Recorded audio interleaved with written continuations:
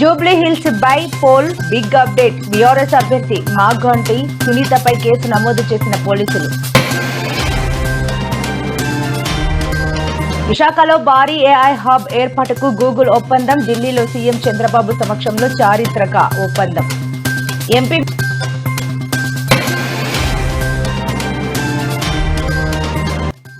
మిథున్ రెడ్డికి మళ్లీ షాక్ ఇచ్చిన సిట్ అధికారులు. ఇల్లు కార్యాలయాల్లో సోదాలు.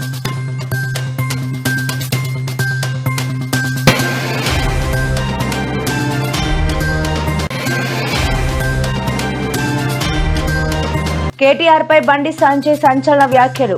మీ కారు షెడ్డులో పడిందని సెటైర్. పల్లె పండుగ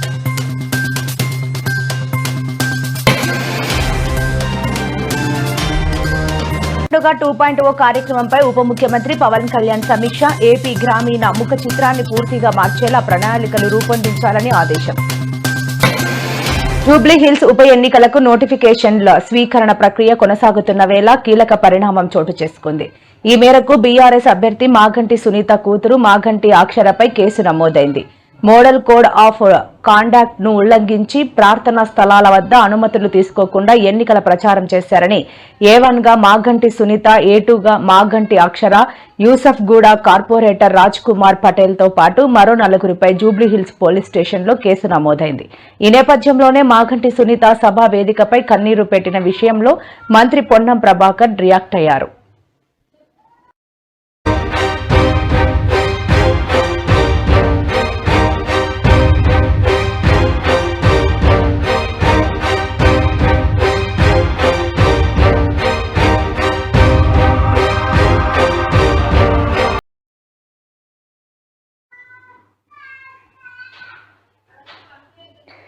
ఏపీ రాష్ట్ర రూపురేఖలను మార్చే ఓ చారిత్రాత్మక ఒప్పందం కుదిరింది. టెక్నాలజీ దిగ్గజం గూగుల్ విశాఖపట్నంలో ప్రపంచ స్థాయి ఆర్టిఫిషియల్ ఇంటెలిజెన్స్ ఏఐ హబ్ ఏర్పాటు చేసేందుకు ముందుకొచ్చింది.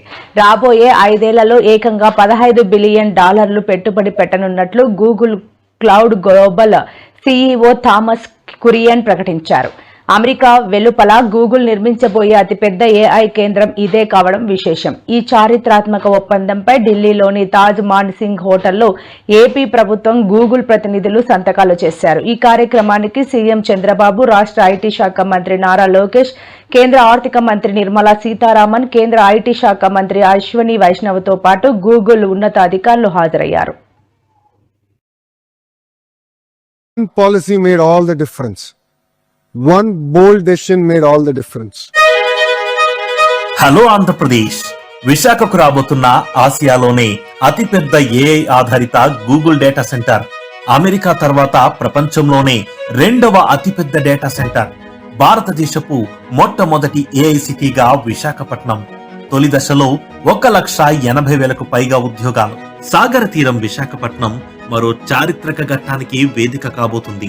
I believe that we are creating history, and what Hyderabad took 30 years, we will actually take not more than 10 years to achieve here in Visakhapatnam. Visionary leader Nara Chandrababu Naidu గారి నేతృత్వంలో రాష్ట్రానికి ఎవ్వరూ ఊహించని రీతిలో పెట్టుబడులొస్తున్నాయి. ఇటీవల రాష్ట్ర పెట్టుబడుల ప్రోత్సాహక మండలి SIPB ప్రపంచ టెక్నాలజీ దిగ్గజమైన గూగుల్ కు విశాఖ కేంద్రంగా దాదాపు 88,000 కోట్ల రూపాయల భారీ పెట్టుబడితో hyper scale data centre cluster ను ఏర్పాటు చేసేందుకు అనుమతి తెలిపింది. ఇది భారతదేశ డిజిటల్ మౌలిక సదుపాయాల చరిత్రలోనే అతిపెద్ద విదేశీ ప్రత్యక్ష పెట్టుబడులలో ఒకటిగా నిలవనుంది. Lot of people criticize me for giving TCS land for 99 paise, but because we did that, Cognizant is coming to Visakhapatnam. Because we did that, Accenture is coming to Visakhapatnam. Because we did that, Salapur Sattva is coming to Visakhapatnam. Answer is coming to Visakhapatnam. Google is coming to Visakhapatnam. ఈ పెట్టుబడి కేవలం ఒక భవన నిర్మాణం మాత్రమే కాదు. ఇది ఆంధ్రప్రదేశ్ ను భారతదేశపు ఏఐ రాజధానిగా మార్చే ఒక గొప్ప అవకాశం. ఆసియాలోనే అతిపెద్దదైన ఈ డేటా హబ్ కు ఆమోదం తెలుపుతూ SIPB విశాఖపట్నానికి AICT వైజాగ్ అనే కొత్త బ్రాండింగ్ ను ఖరారు చేసింది. ఇది త్వరలోనే గ్లోబల్ ఏఐ, క్లౌడ్ మరియు డేటా అనలిటిక్స్ హబ్ గా రూపుదిద్దుకోనుంది. ఫలితంగా కన్స్ట్రక్షన్, ఆపరేషన్స్, ఇంజనీరింగ్ మరియు సప్లై చైన్ వంటి విభాగాల్లో ఏటా 1,80,000కు పైగా ప్రత్యక్ష, పరోక్ష ఉద్యోగాలు లభించనున్నాయి. So if you look at it, all the great investments are coming here. It is going to create a vibrant ecosystem. It will create a vibrant job market. End of the day, our agenda is to create more and more jobs. It is our promise. ఈ data centre project రాష్ట్ర ఆర్థిక వ్యవస్థపై ఎంతో గొప్ప ప్రభావం చూపనుంది. దీని ద్వారా 2028-2032 మధ్య కాలంలో రాష్ట్ర జిఎస్టిపికి ఏటా సగటున 10,518 కోట్ల రూపాయల అదనపు ఆదాయం లభిస్తుంది. గూగుల్ క్లౌడ్ ద్వారా రాష్ట్ర వ్యాప్తంగా వ్యాపారాలు మరియు పరిశ్రమల్లో ఉత్పాదకత పెరుగుదలతో ఏటా అదనంగా 9,553 కోట్ల రూపాయల ఆర్థిక ప్రయోజనం చేకూరనుంది. 5 ఏళ్లలో ఇది 47,720 కోట్ల రూపాయలకు చేరుతుందని అంచనా వేస్తున్నారు. ప్రస్తుతం ప్రపంచంలో డేటా సెంటర్ల సామర్థ్యంలో అమెరికాలోని వర్జీనియా 1.3 గిగావాట్స్ తో అగ్రస్థానంలో ఉంది. అయితే గూగుల్ అనుబంధ సంస్థ రైడెన్ ఇన్ఫోటెక్ 1 గిగావాట్ సామర్థ్యంతో ఈ క్లస్టర్ ను విశాఖలో ఏర్పాటు చేయనుంది. ఇప్పటికే విశాఖలో అదాని, సిఫీ వంటి సంస్థల ద్వారా పెట్టుబడులు రాగా తాజాగా టాటా కన్సల్టెన్సీ సర్వీసెస్ కూడా 2 గిగావాట్ సామర్థ్యం గల డేటా సెంటర్ ఏర్పాటుకు ఆసక్తి చూపింది. ఈ మొత్తం సామర్థ్యం 3.5 గిగావాట్స్ కి చేరితే విశాఖ ప్రపంచంలోనే నెంబర్ 1 డేటా సెంటర్ హబ్ గా అవతరించనుంది. At that time Hyderabad, now Visakhapatnam. Even Hyderabad I brought Microsoft at that time.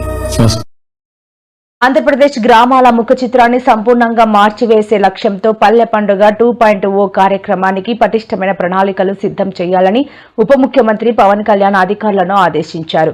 తొలి దశలో సాధించిన విజయాన్ని స్ఫూర్తిగా తీసుకుని రెండో దశ కార్యక్రమాలు అంతకు మించి విజయవంతమయ్యేలా చూడాలని ఆయన స్పష్టం చేశారు. మంగళవారం తన క్యాంపు కార్యాలయంలో పంచాయతీరాజ్ గ్రామీణాభివృద్ధి శాఖ ఉన్నత అధికారులతో పవన్ కళ్యాణ్ ఉన్నత స్థాయి సమీక్ష సమావేశం నిర్వహించారు. పల్లె పండుగ 2.0 అమలుకు అనుసరించాల్సిన వ్యూహాలపై సమావేశంలో కూలంకుషంగా చర్చించారు.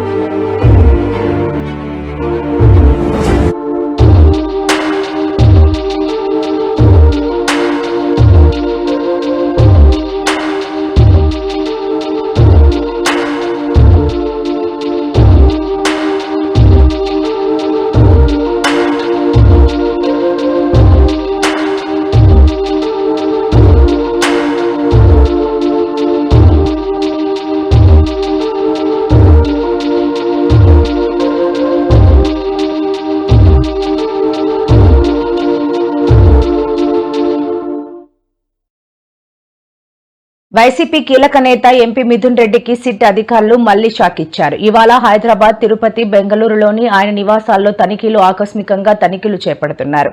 హైదరాబాద్ ఫిలిం నగర్లోని ప్రశాసన్ నగర్, యూసఫ్గూడ, గాయత్రి హిల్స్ లోని మిథున్ రెడ్డి నివాసాల్లో రైడ్స్ నిర్వహించారు.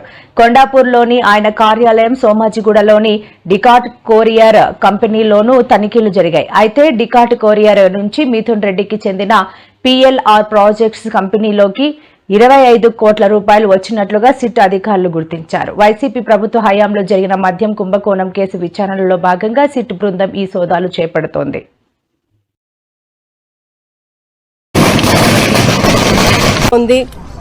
ఎందుకంటే ఈ కూటమి ప్రభుత్వం కక్ష సాధింపుల్లో భాగంగా మరి ఈ అక్రమ కేసులన్నిటినీ కూడా పెడుతున్నారు.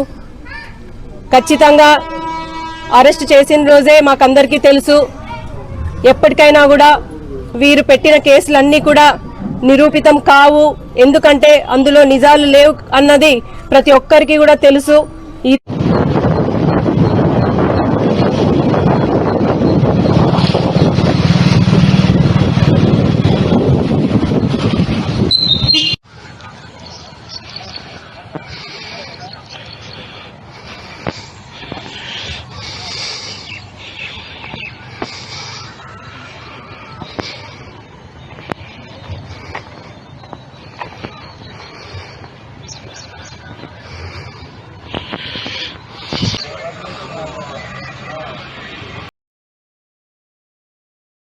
కాంగ్రెస్ వర్కింగ్ ప్రెసిడెంట్ మాజీ మంత్రి కేటీఆర్ పై కేంద్ర మంత్రి బండి సంజయ్ తీవ్ర స్థాయిలో విరుచుకుపడ్డారు. బీఆర్ఎస్ పార్టీ గుర్తు అయిన కారును ఉద్దేశించి ఆయన చేసిన వ్యంగ్యాస్త్రాలు ఇప్పుడు రాజకీయ వర్గాల్లో చర్చనీయాంశంగా మారాయి. బీజేపీ గుర్తు అయిన తామర పువ్వుపై కేటీఆర్ చేసిన వ్యాఖ్యలకు బండి సంజయ్ తనదైన శైలిలో బదులిచ్చారు. బుద్ధి సరిగ్గా లేని వారే తామర పువ్వు దేవుడి పూజకు పనికిరాదని మాట్లాడుతారు. కారు గుర్తు ఉన్న పార్టీ వాళ్ళు తమ పరిస్థితిని తాము చూసుకోవాలి. వాళ్ల కారు ఇప్పటికే రిపేరుకు కూడా పనికి రాకుండా షెడ్లో పడింది అని ఎద్దేవా చేశారు.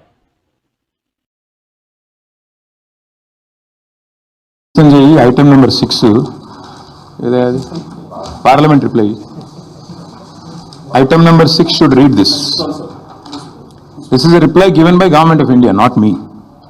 Item number 6 అప్పుడప్పుడు పార్లమెంట్ అటెండ్ అయ్యి అప్పుడప్పుడు కొద్దిగా చదువుకొని అప్పుడప్పుడు ఏమన్నా కొద్దిగా మాట్లాడితే ఇది రిజర్వ్ బ్యాంక్ కాదు, ఇది Forest Survey of India report. ఇది Forest Survey of India report. ఇది గవర్నమెంట్ ఆఫ్ ఇండియాలో ఉండేవాళ్ళు కొద్దిగా చదువుకోవాలి. అప్పుడప్పుడు ఎంతసేపు తంబాకు నవ్వులుకుంటే ఆడియో తిరుగుతూ టైంపాస్ చేస్తే ఎట్లా నాకు అర్థం కాదు. మంచిది కాదు ఆయన కూడా.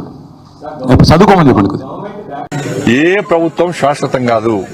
నేను మళ్ళీ చెప్తున్నా, మీరు ఏం చేసినా కూడా నెక్స్ట్ తెలంగాణ రాష్ట్రంలో ఏర్పడేది నరేంద్ర మోడీ గారి ప్రభుత్వం, భారతీయ జనతా పార్టీ ప్రభుత్వం అన్న విషయాన్ని ఒక్కసారి పోలీసు అధికారులు కానీ హరాస్మెంట్ చేసే కార్యకర్తలు, కాంగ్రెస్ పార్టీ కార్యకర్తలు, బీఆర్ఎస్ పార్టీ కార్యకర్తలు గుర్తుంచుకోవాలి. చుక్కలు చూపడతాం. మేము అరాచకం చేయమేము. ప్రజల్ని ఇబ్బంది పెట్టేటోళ్లను, ప్రజల ఆస్తులను దోసుకుంటోళ్లను ఎట్టి బస్సులో వదిలిపెట్టాం. గుర్తుంచుకోండి. చాలా మంది అనుకుంటారు, బీజేపీ చాలా రోజులు చెప్తారు, ఈసారి ఎట్టి వాళ్ళకి వచ్చేది భారతీయ జనతా పార్టీ ప్రభుత్వమే. ఇలా యూపీలో చూడండి, ఇతర రాష్ట్రాలు చూడండి, ఎట్లా పాలన తీస్తాము. గుండాగిరి చేస్తూని, రౌడీజం చేస్తూని, ప్రజల మాన ప్రాణ ధనాలు దోచుకుంటోళ్లను, ఆస్తులను దోచుకుంటోళ్లను ఏ విధంగా శిక్షిస్తున్నామో ఒక్కసారి వచ్చండి. అదే పరిస్థితి తెలంగాణ రాష్ట్రంలో రాబోతున్నది. రమేష్ గారు ఎట్లా నొప్పించారు, కేసీఆర్ గారు నొప్పించి సుధాకర్ గారు డ్రా చేయించారు. అప్పుడు పరిస్థితి ఏంది? కేసీఆర్ పరిస్థితి, కేసీఆర్ కొడుకు పరిస్థితి 3 తల షర్టు, రబ్బర్ చెప్పులు, ఆ ఫోటో చూసినట్లయితే అది అప్పుడు సీఎం రమేష్ గారే ఆర్థిక సాయం చేసిండు. సీఎం రమేష్ గారే ఈ కేసీఆర్ కొడుకు ఆర్థిక సాయం చేసిండు. సీఎం రమేష్ గారు చేసిన ఆర్థిక సాయంతోనే నువ్వు ఎమ్మెల్యే అయినవు. ఇవాళ నేను తెలుగుదేశం పార్టీకే ఓటు వేశా. ఓటు వేసి కూడా నాకు న్యాయం జరగకుండా పోయింది. ఎవరు తెలుగుదేశానికి ఓటు వేయకండి, నాశనం అయిపోతారు, నా పోతారు అవద్దు అంటూ చిత్తూరు జిల్లా పూతలపట్టుకు చెందిన ఓ యువకుడి సెల్ఫీ వీడియో సోమవారం సామాజిక మాధ్యమాల్లో వైరల్ అయింది. పూతలపట్టు మండలం రామాపురానికి చెందిన దినేష్ ఆదివారం రాత్రి ఓ ప్రభుత్వ బండిని ఢీకొట్టాడని తెలిసింది. తనను పోలీస్ స్టేషన్ కు తీసుకొచ్చి అక్రమంగా నిర్బంధించారంటూ పసికందుతో ఉన్న దినేష్ పోస్ట్ చేసిన వీడియో అందరినీ కంటతడి పెట్టించింది. కొందరు కూటమి నాయకుల ప్రోద్బలంతో తనను అక్రమంగా నిర్బంధించారని ఆవేదన వ్యక్తం చేశాడు. నేను, నా కూతురు, నా భార్య చచ్చిపోతే పూతలపట్టు మండలం, పూతలపట్టు మెయిన్ రామాపురం రోడ్ లో ఉంటాం మేము. నా పేరు దినేష్, ఇది నా కూతురు సహస్ర, నా భార్య సుభద్ర. మేము ముగ్గురు చచ్చిపోతే ఓన్లీ తెలుగుదేశం పార్టీ కార్యకర్తలు మాత్రమే, వాడి పేరు యువరాజు నాయుడు అండ్ దొరబాబు చౌదరి అండ్ గణపతి నాయుడు, వీళ్ళ ముగ్గురు వల్లే మా ప్రాణాలు పోతాయి. వీళ్ళు స్టేషన్ లో ఈరోజు నన్ను పెట్టి నానా హింసలు పెట్టారు. అది ఎవరికి తెలీదు. నేను బాధపడినా, నేను అనుభవించిన కాబట్టి చెప్తున్నా. నేను తెలుగుదేశం పార్టీకి ఓటేసి కూడా ఈరోజు నాకు న్యాయం జరగకుండా పోయింది.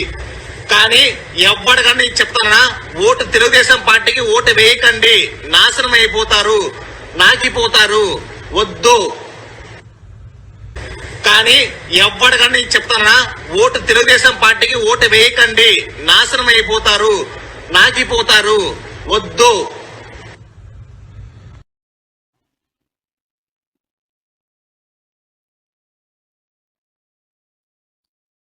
పార్వతీపురం మన్యం జిల్లా కురూపాం గురుకుల పాఠశాలలో హెపటైటిస్ ఏ ఇన్ఫెక్షన్ కారణంగా 2 విద్యార్థినీలు మృతి చెందిన ఘటనపై అరకు ఎంపీ డాక్టర్ తనూజారాణి నేతృత్వంలో వైఎస్ఆర్సీపీ ప్రతినిధుల బృందం ఢిల్లీలో జాతీయ మానవ హక్కుల సంఘానికి ఫిర్యాదు చేసింది.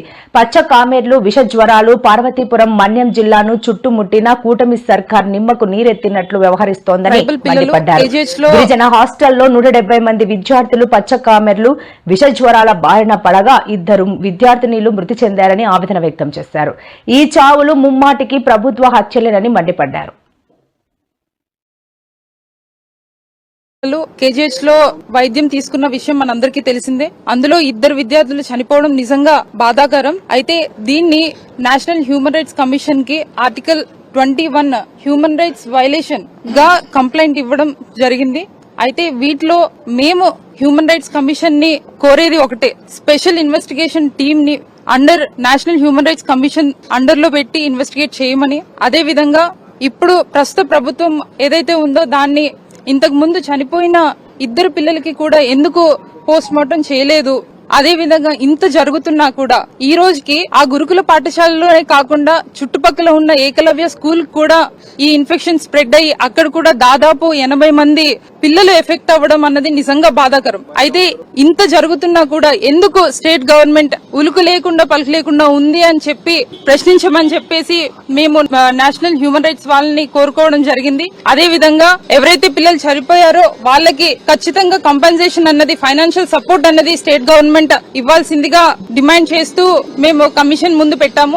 ట్రైబల్ గురుకుల పాఠశాలలో ఒకేసారి 170 మంది పిల్లలు హెపటైటిస్ ఏ బారిన పడి హాస్పిటలైజ్డ్ అవ్వడం, అలాగే అక్కడ ఉన్నటువంటి ఇన్స్టిట్యూట్ నిర్లక్ష్యం వల్ల, వైద్యుల నిర్లక్ష్యం వల్ల, ప్రభుత్వ నిర్లక్ష్యం వల్ల 2 విద్యార్థినులు, అంజలి అండ్ కల్పన అనేటువంటి 2 విద్యార్థినులు చనిపోవడం కూడా జరిగింది. ఏదైతే గవర్నమెంట్ ఈ రోజుటికి కూడా ఖచ్చితంగా 2 మరణం ప్రభుత్వ నిర్లక్ష్యమని, అలాగే ఇంతమంది ఎఫెక్ట్ అవడానికి కారణం ప్రభుత్వ నిర్లక్ష్యమని ఈ రోజుకి కూడా మేము చాలా గట్టిగా చెప్తున్నాం. ఎందుకనంటే అంజలి అనే అమ్మాయికి ఇన్స్టిట్యూట్ లోనే ఎఫెక్ట్ అయినప్పటికీ కూడా కనీసం హాస్పిటల్ కి తీసుకెళ్లకుండా, ఆ అమ్మాయికి వైద్యం అందించకుండా, హాలిడేస్ వచ్చినప్పుడు పేరెంట్స్ కి అప్పచెప్పి చేతులు దులుపుకున్నటువంటి ప్రభుత్వం. ఆ అమ్మాయి ఇన్స్టిట్యూట్ నుంచి వెళ్లినటువంటి 5 రోజుల్లోనే చనిపోవడం ఖచ్చితంగా మేనేజ్మెంట్ నిర్లక్ష్యం వల్ల అంజలి చనిపోయింది. 29న కేజీహెచ్ కి రిఫర్ అయితే 1వ తారీఖున కల్పన చనిపోవడం జరిగింది. సుమారుగా 10 రోజుల పాటు వైద్యుల సమక్షంలో హాస్పిటల్లోనే ట్రీట్మెంట్ లో ఉన్నటువంటి కల్పన ఎందుకు చనిపోయిందని మేము ఈ రోజు కూడా ప్రభుత్వాన్ని ప్రశ్నిస్తున్నాం. ఎందుకనంటే సరైన వైద్యం అందించక స్థానిక ఎమ్మెల్యే కనీసం చనిపోయినటువంటి విద్యార్థినుల కుటుంబాలను కూడా పరామర్శించడానికి వెళ్లలేదు వారం రోజుల వరకు. ఆ తర్వాత సంబంధిత శాఖ మంత్రి గారు 5 రోజులైనా కూడా కనీసం అదే జిల్లాలో ఉంటూ స్థానిక మంత్రి, జిల్లా మంత్రి అయ్యుండి, అదేవిధంగా సంబంధిత శాఖ మంత్రి అయ్యుండి, అలాగే women and child welfare minister అయ్యుండి అంత ఇన్సిడెంట్ జరిగి మేము వెలుగులోకి తీసుకొచ్చి జిల్లాలో అంత పరిస్థితి ఉన్నప్పటికీ కూడా కనీసం 5 రోజులైనా కూడా పిల్లల దగ్గరికి గాని, అదేవిధంగా హాస్పిటలైజ్ అయినటువంటి స్టూడెంట్స్ దగ్గరికి గాని, చనిపోయినటువంటి విద్యార్థుల కుటుంబాల పరామర్శించడం కానీ జరగలేదు. అంటే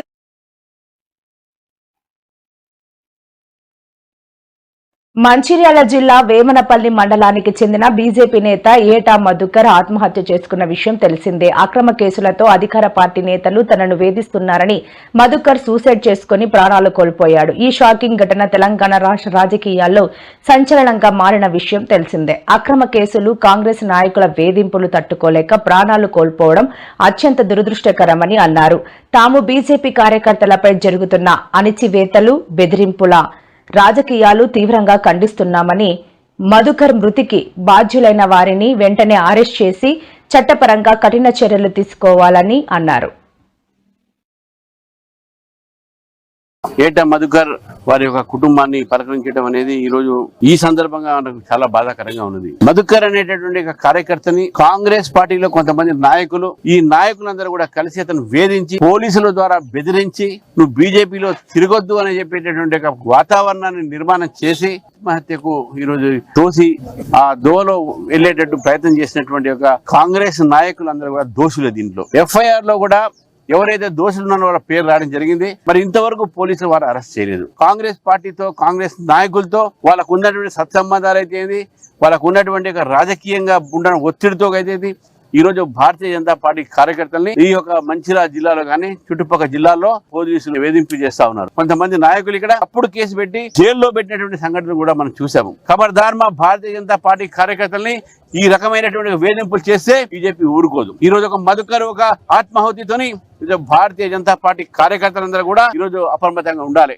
కాంగ్రెస్ పార్టీకి భయపడేది లేదు, మనం ఎదిరించాల్సిన అవసరం ఉన్నది. నీ పోలీస్ అధికారులు డిమాండ్ చేస్తా ఉన్నాను. ఏ అధికారి అయితే పాత్ర ఉన్నదో సస్పెండ్ చేయాలని చెప్పేసి కూడా నేను డిమాండ్ చేస్తా ఉన్నాను బీజేపీ తరఫు నుంచి. దయచేసి ఆత్మహత్యకు పాల్గొకండి, బతుకుదాం, పోరాడదాం, ఈ యొక్క కాంగ్రెస్ పార్టీని గద్దె దింపుతాం. బీజేపీ వారి కుటుంబానికి కూడా అండగా ఉంటుంది, అండగా ఉన్నది. మీ అన్ని రకాలుగా వారిని కాపాడుతామని చెప్పి తెలియజేస్తూ, బీజేపీ కార్యకర్తలకు మరి మీరు ఏదైనా హాని చేస్తే బీజేపీ ఊరుకునే లేదు. చంద్రబాబుపై మాజీ ఎమ్మెల్యే కేతిరెడ్డి వెంకట్రామరెడ్డి సెటర్లు వేశారు. ఇబ్రహీంపట్నంలో నకిలీ మద్యం దొరకగానే జోగి రమేష్ వెళ్లి ఇది నారా వారి సారా అని మాట్లాడారు. దీంతో అతనిపై కక్ష కట్టి ఈ కేసులో ఇరికించే ప్రయత్నం చేశారు. జోగి రమేష్ ఉన్నట్టు జనార్దన్ రావుతో చందమామ కథ అల్లించారు. అందుకే ఎప్పటికీ చంద్రబాబుకు మంచి బుద్ధి రాదని అర్థమైందని వ్యాఖ్యానించారు. వైఎస్ఆర్సీపీ కేంద్ర కార్యాలయంలో కేతిరెడ్డి మీడియాతో మాట్లాడారు. నకిలీ మద్యం కేసును సీబీఐకి అప్పగించాలి, చంద్రబాబుకు మంచి బుద్ధి ఎప్పటికీ రాదని అర్థమైందని వ్యాఖ్యానించారు.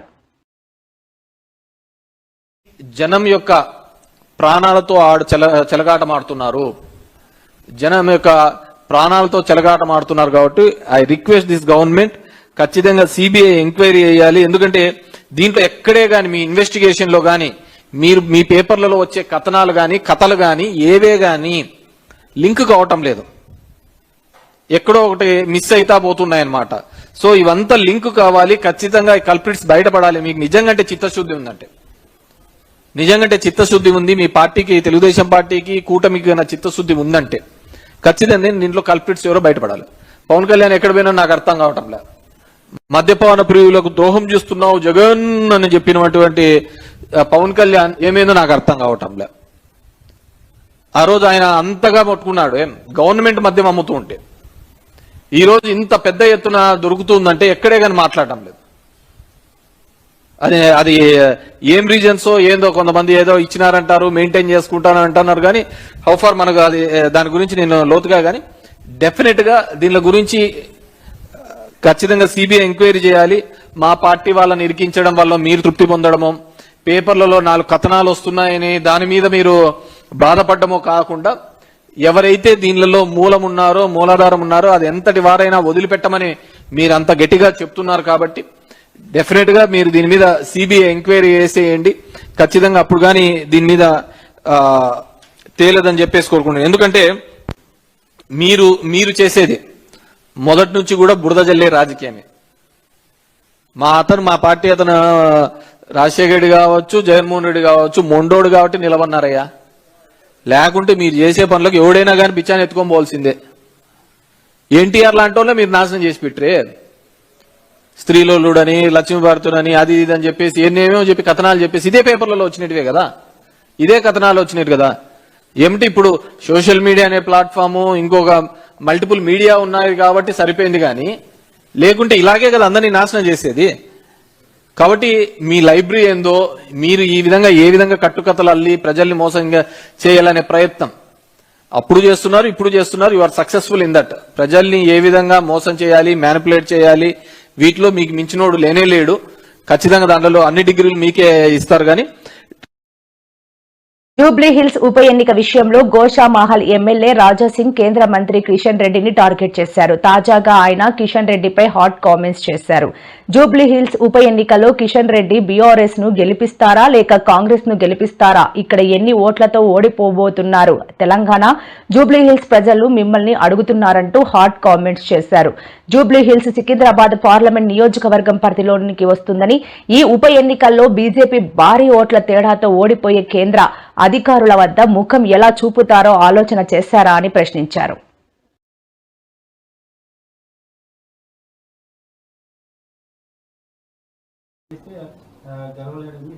కిషన్ రెడ్డి గారు నా రాజీనామా ఇవ్వాలి, నేను కూడా రాజీనామా ఇచ్చేస్తా, మళ్ళీ ఒకసారి ఎలక్షన్కి వెళ్దాం.